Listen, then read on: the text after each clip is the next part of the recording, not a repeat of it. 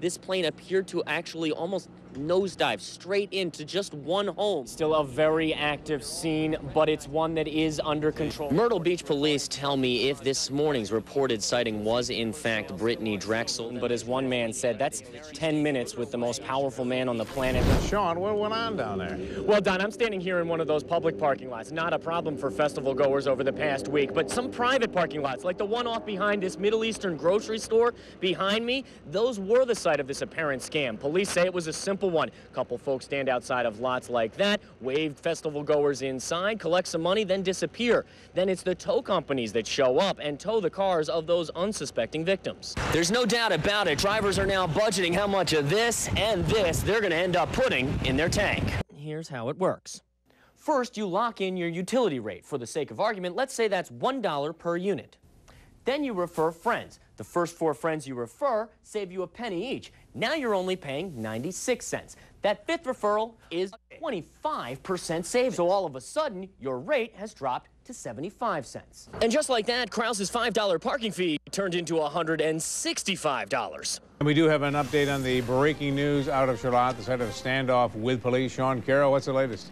Yeah, Don, this all unfolded about 15 minutes ago when we began to hear flashbangs, typically used as a diversionary tactic by police. Saw police descend on one home on Lake Avenue here, and moments later we saw them bring out this gentleman secured in handcuffs. He was then eventually placed in an ambulance where he remains now. The situation appears to be over. Of course, we'll bring you the latest at 11. We turn now to 13 Wham, Sean Carroll, with reaction from local dealers and customers tonight. Sean? Yeah, Don, the Cash for Clunkers program had customers lining up out the door of local dealers like Vision Hyundai here in Henrietta. Gas guzzlers were being traded in the moment news that this program was being suspended actually broke, much to the sudden dismay of customers and salesmen.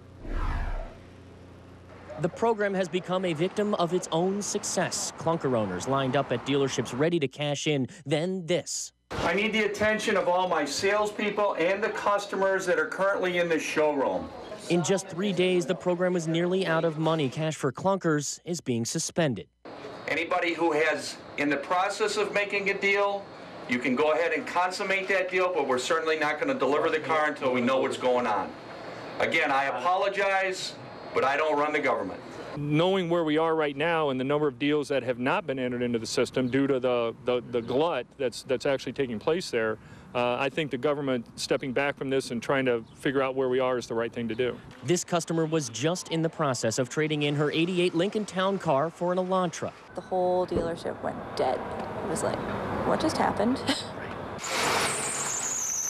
We were literally just waiting for we were waiting in line for the finance guy to finish the papers. And as Emily drove away, a salesman is left with one lasting feeling. Sick.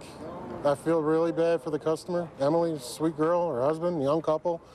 They were excited about the new car. They had that big stinking Lincoln they needed to get rid of. That young woman's parting words to me were, my car needs an oil change. I didn't want to put $20 into an oil change, let alone another tank of gas, if it was just going to be smushed. Now local dealers with upwards of 40 pending clunker transactions in the works like Vision Hyundai's here are hoping those deals don't get smushed. The old stinking Lincoln. And you put the squash on that, but he read that right off your BlackBerry tonight. Literally, we brought the wire company to Vision Hyundai here. They read that to the customers once they realized there was a chance they'd be cutting deals that they might never see the money for. All right. Hey, thank you, Sean. Moments after Air Force One touched down here at Buffalo Niagara International Airport, the president was greeted by a few dignitaries and then entered his motorcade. But before the motorcade left the airport grounds, it made a brief stop at that brick building off behind me here. That's a fire hall, and that's where he met with family members of the victims of Flight 3407. Two well-known members of that group are Susan Burke and Karen Eckert. Their sister, Beverly Eckert, was a 9/11 widow who met with President Obama just 6 days before she boarded Flight 3407 bound for Buffalo. It was a very moving experience to meet the President of the United States, that he came to Buffalo and we had the opportunity to talk to him, and that he had met my sister. And it was, that was difficult. He remembered her and gave us a hug.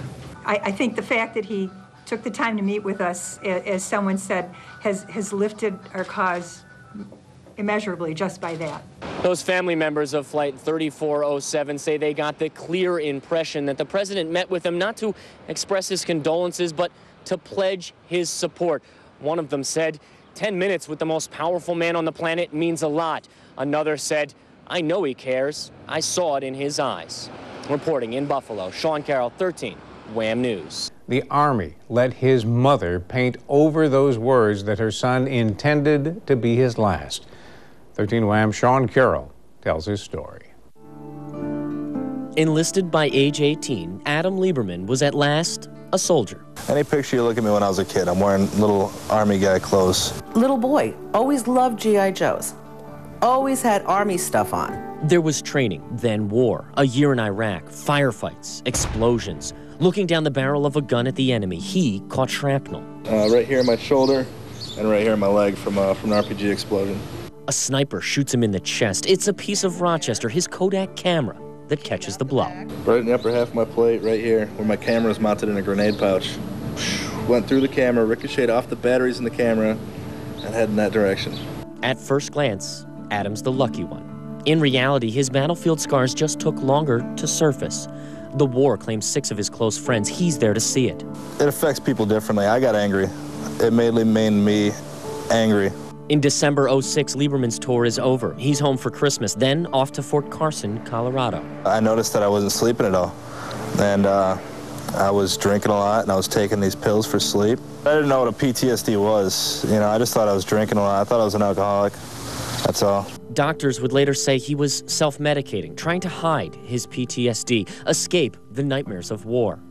On October 30th, 2008, he makes a decision. If I had my gun, I probably would have blown my brains out. Instead, I sat in my room and started pounding pills. he writes his last words on his barracks wall. I faced the enemy and lived. It was the death dealers that took my life. The death dealers was the unit I was assigned to in Colorado. His mom rushes to Colorado. She wants him home, but the Army is charging her son with a crime. Defacing government property. I knew exactly what it was going to be. Adam's note. You guys are more concerned about a wall than you are the well-being of a soldier. Mom offers a fix. I'll paint that wall if you just make that stupidity go away. The Army takes her up on the offer. They did. They even supplied the paint. And stroke by stroke, a soldier's mom paints away her son's dying words. You gotta make the stupid go away. So I painted the wall. I mean, there's always going to be things that you miss about the Army. Private Adam Lieberman returned home last month. Medically retired and honorably discharged. The PTSD, it came with him. His short-term memory is shot. I got an appointment at the VA. I don't know when that was. I got a piece of paper I got to find. He avoids stores, movie theaters, any crowded place. Someone was looking behind me, hearing sounds, you know, just moving slowly. It's just a very edgy situation. 22 years old and changed forever. He was there when some of these young men died in horrible, horrible ways. Looking back, Lieberman's mom is left with a simple question. They trained her boy for years to go to war. So how is it? Nobody trains them to come back.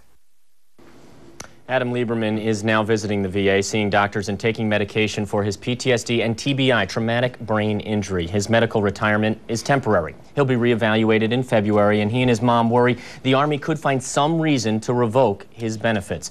While he found a civilian doctor to diagnose his PTSD prior to his October suicide attempt, the Army never made their own diagnosis until a week after he wrote that note. Yeah.